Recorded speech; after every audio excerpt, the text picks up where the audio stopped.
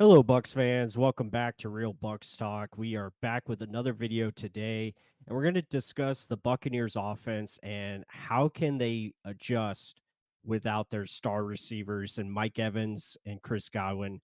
Unfortunately, the Buccaneers suffered a not just a loss on Monday, but they suffered more with injuries, as injuries has been an issue this season. It seems like when the Buccaneers start to get healthy, another guy goes down, and it just continues to happen this season for whatever reason.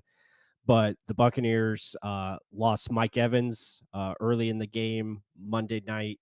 Had that hamstring strain act up again, so he's going to be out probably until after the bye week. It looks like, and then unfortunately, they also lost Chris Godwin on a devastating injury at the end of the game, fracture or dislocated ankle. He's going to have surgery, and most likely he's going to be out the rest of the season. There is a chance that he could come back if the Buccaneers make a deep playoff run, but we'll have to see on that. A lot has to be adjusted and changed, I think, and we're going to talk about that.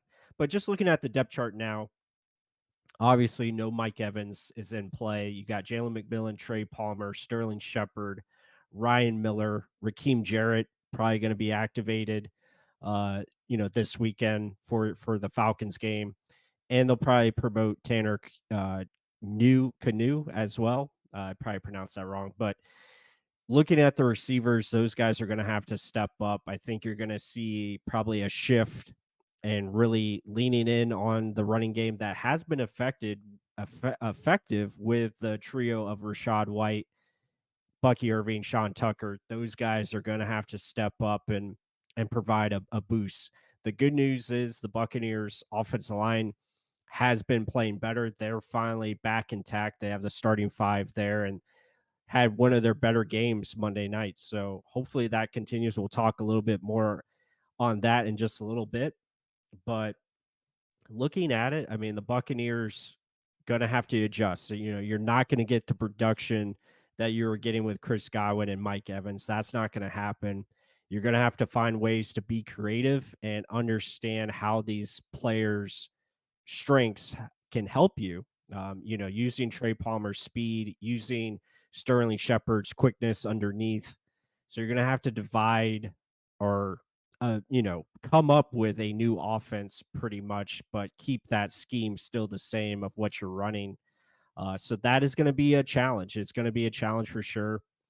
But what this team needs is going to need complementary football. And we'll get into the defense in another video. I'm going to talk about them and what adjustments they need to be had or made here very soon if the defense wants to improve, because obviously Monday night it was not good enough and it hasn't been consistent enough this season. So that is something that I'm looking for to improve. But back to the offense, I think it starts with Baker Mayfield. You look at Baker having a pretty good season so far. He's got 18 touchdowns and 7 interceptions. However, the interceptions Monday night were costly, and that is something that they got to rein in and find a way to get Baker playing more consistent, understanding what is there and what, when to be aggressive, when not to, and really protect the football. I think he gets too much into trying to do everything. And at times he just needs to just play quarterback, play point guard,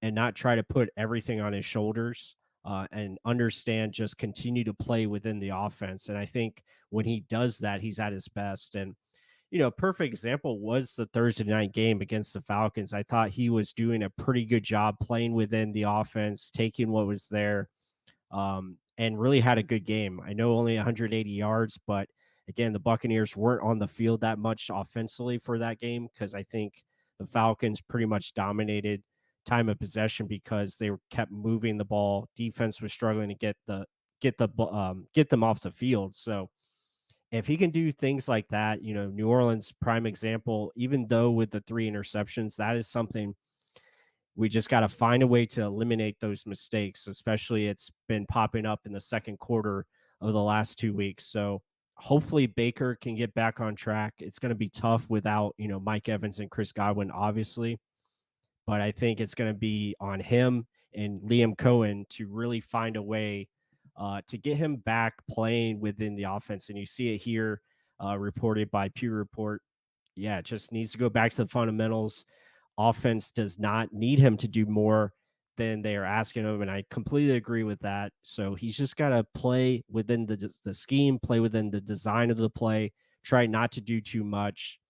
And it's tough. It's a tough thing that you have to balance as a competitor, and he's an ultimate competitor for sure. But just keep it going.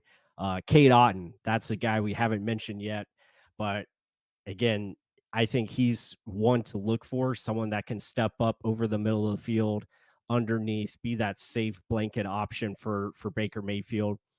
And I would expect him to get more design looks at times, especially um, in this matchup coming up against the Falcons. So he's someone to look for. You guys know how I feel about Kate Otten. I think he's tight end one. I think he's a really solid football player, and hopefully he can step up and be just a valuable, reliable option for this offense. But we continue on, just some other things. You know, Jalen McMillan, another guy that needs to step up and continue to get better. He's going to have a increased role on Sunday. So that's going to be very important.